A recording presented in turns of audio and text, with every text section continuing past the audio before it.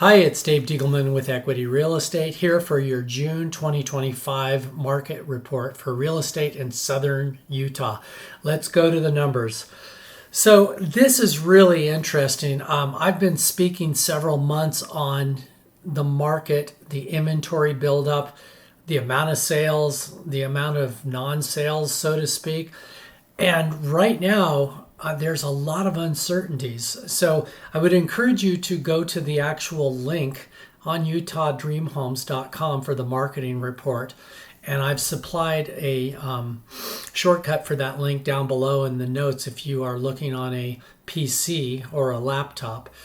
But we have some really interesting numbers this month. So I also have created a blog article on a very specific look at this year versus last year with specific search criteria, which gives us a much more accurate understanding of if the market's changing, where it's changing, etc. And so that is also linked below if you have the opportunity to click on that and look at that. It's also listed in the market report that you can see. But let's look at the numbers. So first of all, let's just look at the number of listings that we have. We are way up there. We have 2,325 residential listings right now when we open up the MLS. That is larger than I've ever seen. I've only been here 18 years. But I mean, by far and away, this is the largest inventory buildup I've ever seen. So with agents, with consumer confidence lagging, we would think that we're in for a huge market decline. Well, stay tuned. Let's look at that. Last year in June, we were at 1,674 listings. So that's a massive buildup of inventory. When we look at the sold listings, it tells a slightly different story. The number of sold listings at the close of May was 467, whereas at the close of June of last year, it was 437. So we're actually up on closed listings by just a hair. So what does this tell us about the market? Well, let's go on and look. We're going to go at the sold median price. And the sold median price right now, as of the close of May, is 509, almost 510. And last year it was at 485. So again, not that big of a difference. And this doesn't tell us like properties. So again, in my market report, I actually go through very specific like properties where you can kind of see where this all boils out. If we look at absorption rate in months, now this is how many months worth of inventory we have versus how many sales we have, how many units of sales we have. Right now we're at 5.49 months of inventory. That's the largest I've seen since I've been here. And to give you an idea, last year at the end of June, it was 4.12 months of inventory. So that reflects our huge buildup in inventory. And by the way, builders are addressing this already. I've heard several builders that are doing things like interest at 5.5% if you use their lender. It's already built into the price of their home. Free upgrades. What else have I heard? Oh, you can customize homes now with builders, whereas for years, if you remember, you could only buy the finished home. They would not let you customize anything unless you did it after you closed. So anyway, interesting stuff going on. So kind of a great thing for buyers, and for sellers, I got to tell you, you better be on your game, because right now you are competing with brand new homes and homes that are priced right, priced to sell. Otherwise, you're waiting and chasing potentially the market down.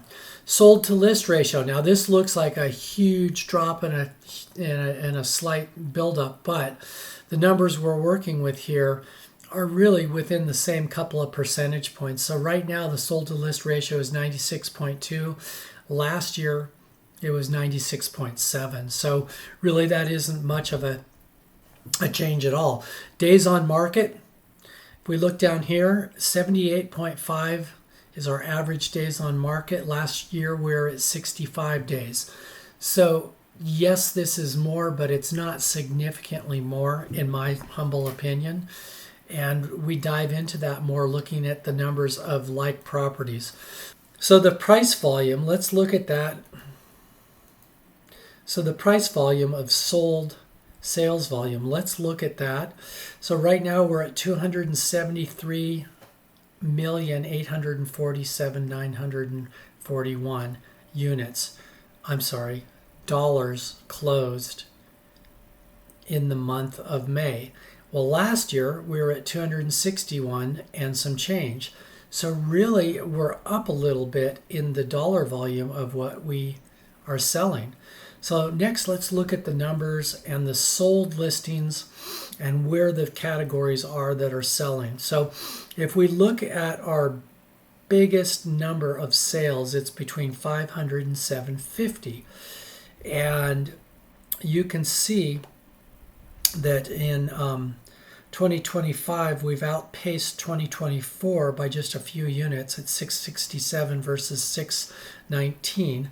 So that's a 7.8% increase in unit sales. Isn't that interesting? Because all you hear right now about our market is total doom and gloom and uncertainty. But the numbers tell a different story. The next category that we have up, interestingly, is 350 to 399. Not a lot of units. We are down 8.6% this year over last year. The next category would be 400 to 449, and that's a 13.7% increase. So that's one of our biggest increases that we have. The biggest increase is 250 to 299. It's 17.3%. A lot of these are going to be manufactured homes on real property. So, that's definitely a way to go if maybe you're a first-time buyer or affordability is a big issue. But we're going to find the majority of our buyers are going to be in the 500 to 750 range. And behind those three, we have the 750 to a million, and that's down by 2.7%. So again, it's kind of negligible where it's at as far as how far down the marketplace is. And we can look at the $1 to $2 million marketplace. We're down 10.5% on that, but we're comparing 38 units versus 35 units for the month, or 180 units for the year versus 161. So not huge numbers, but you can see a decline there. And then from $3 million and up, or $2 million and up, there's just not enough units to make sense out of anything that's there. So click on my market report because there's quite a bit more. We have some really interesting articles on different trends going on. I think they'll really help you out. And as always, have a great summer. God bless you. And if I can help you in any way, give me a holler. My phone number is 435-703-4041.